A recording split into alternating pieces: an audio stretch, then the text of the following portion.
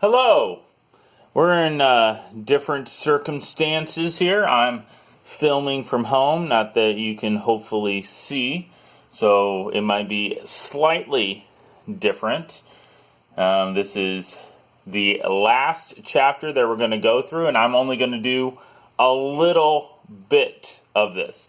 If you would like to, punch in these numbers into list number 1. So just list number 1, nothing in list number 2. You might have heard some things about the AP test. I will get you more information as I get it. There will be an AP test. Last I heard, they were going to do it online. So it's all going to be online. You're going to be able to do it from a home or somewhere else. It will be in the month of May sometime. They haven't given us a date yet. It will only be free response, and it's only going to be 45 minutes. So it's going to be different than what I've seen before. If you want to study, I will give you study material. It will be mainly stuff from first semester. It will have stuff from second semester, but not as much. So if you want to review some stuff, I will give you some stuff to review. But it's going to be different, so I'll do my best to help you with it. You might have heard some things. Feel free to Google it, but that's the information that I have. It'll be online. It'll not be 3 hours. It'll be 45 minutes, and it'll be most concentrated with material from first semester with some stuff from second semester. All right. This is the last chapter. It's called chi-squared, and there's one chi-squared we're actually just going to go over this year. It's called goodness of fit. So here's the situation. A city wanted to know if accidents happened equally on every day of the week, or if there were days that were less likely or more likely than others. So they collected data for 6 months, and they counted, hey, there was an accident on Monday. They made a mark. Hey, there was an accident on Friday, and they made a mark. So this is the data that they have. So if we're trying to see if every single thing is equal, that is one type of chi-squared. So there's obviously 7 different categories up there, and we're seeing if they are all equal. So this is not a mean problem. This is not a proportion problem. This is a goodness of fit. And are they all equal? So step number 1, which I'm not writing down the first part. Step number 1 is, the name of the test is chi-squared goodness of fit. Chi-squared goodness of fit. The null hypothesis, we actually write out in words what the null hypothesis is. So the null hypothesis is accidents happen equally on each day of the week. So it still has this idea of equal, but we write it out in words. So again, we read the paragraph and we look at the last sentence and we see, do accidents happen equally on each day of the week? So that is the null hypothesis. The alternative hypothesis is very similar and is really not so bad. Most of the time, all we need to do is throw one word in there, and it's the word not. So this is the alternative hypothesis. Accidents do not happen equally on each day of the week. So we just throw the word not in there, and that is step number 1. Step 2 is the conditions, and they're a little bit different as well. Conditions, we will assume a simple random sample. They did take this over a 6-month period. They didn't just take it over 1 month, maybe when it was snowy or there was rain or flooding or some natural disaster. We'll assume that this acts like a random sample. And then the next one, we want to see if we have a big enough sample. Now we have different conditions to check to see if it's big enough for a mean, big enough for a proportion, but for a chi-squared, this is what we do. we look at the expected counts and we check to see if they're greater than 5. Now, you're asking, what in the world is expected counts? This is how we figure out expected counts. We go back to our original data and we say, we think that accidents happen equally on each day of the week. Well, if we think that that's what it's supposed to be, then we should add up all of the accidents. So we add up all the accidents. Feel free to do so. We add up all the accidents. And I believe if we add up all the accidents, we get 861 accidents. Hopefully I did that correctly. 861.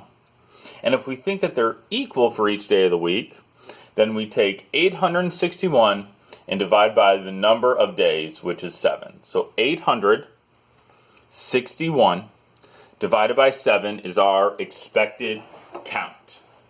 If it turns out to be a decimal, it's okay, write the decimal. This one turned out to be a whole number.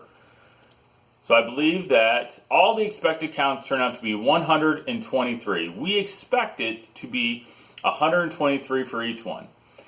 A 5th grader would say, oh, each day of the week is not 123, so you know what? Accidents do not happen equal in each day of the week. But we're in AP Stats now, and we know that it's probably not going to be exactly 123. But are these numbers close enough to 123 to say, you know what? That could just happen by random chance that this day was more than this day. Well, sure. So we are going to calculate what is the probability that we got the results we got by simple chance. So there is buttons to push for that, and I will show you how to do that. I don't know if I'm going to get them quite right here. I don't have my amazing calculator since I'm at home. You do want to write down, hey, all expected counts are greater than 5. They're 123. You do want to write they're 123. And now I'm going to show you how to calculate the p-value. So bear with me. So let me turn on the lights here.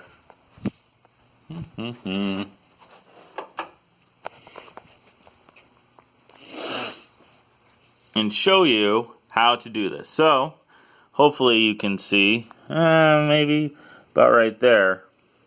You hit your stat button and you go over to test, and then we scroll down. Sorry about the video on this part. We do not want C. We do not want C chi-squared. We want to go down where it says GOF, goodness of fit.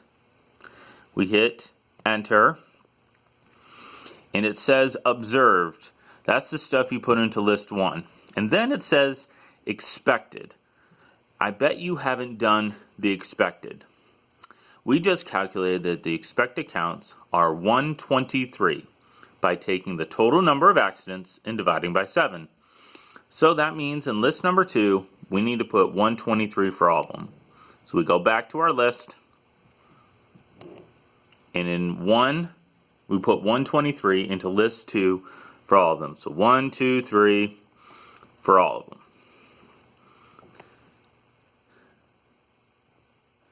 Once you do 123 for all of them, you go back and hit stat, test, and you scroll down to goodness of fit.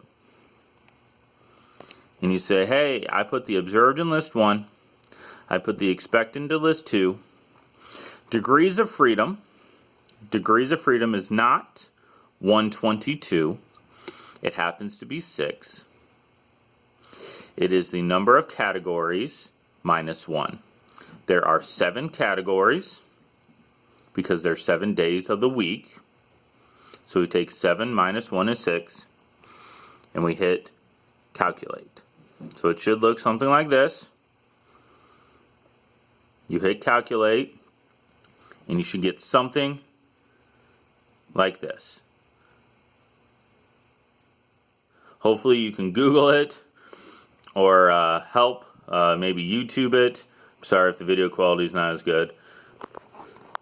On how to use your calculator. So we write down everything else you should have seen before.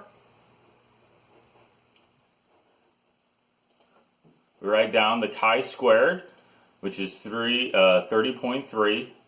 And then notice the p-value is very, very low. We have that scientific notation thing on there. The p-value is approximately 0. It's not equal to 0, but it's approximately 0. So what's the likelihood that we got the results we got by simple chance? Really, really low.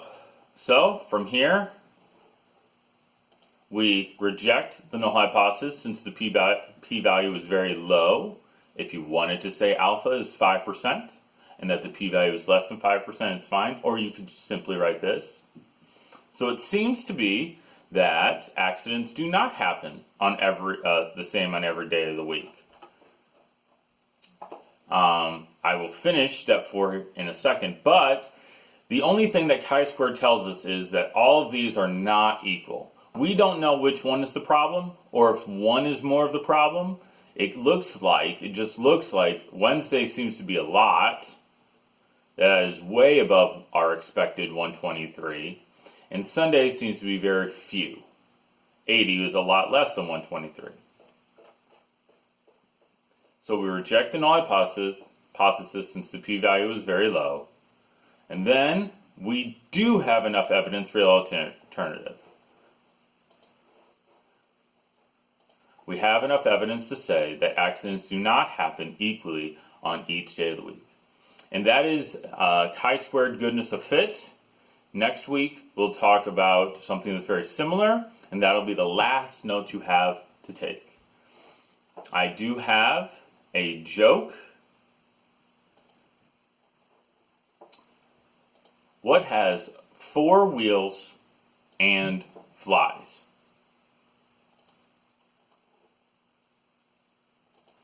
A garbage truck. Feel free to email me. I'll do my best to answer your questions. Good luck. I will have some review problems for you, and stay safe.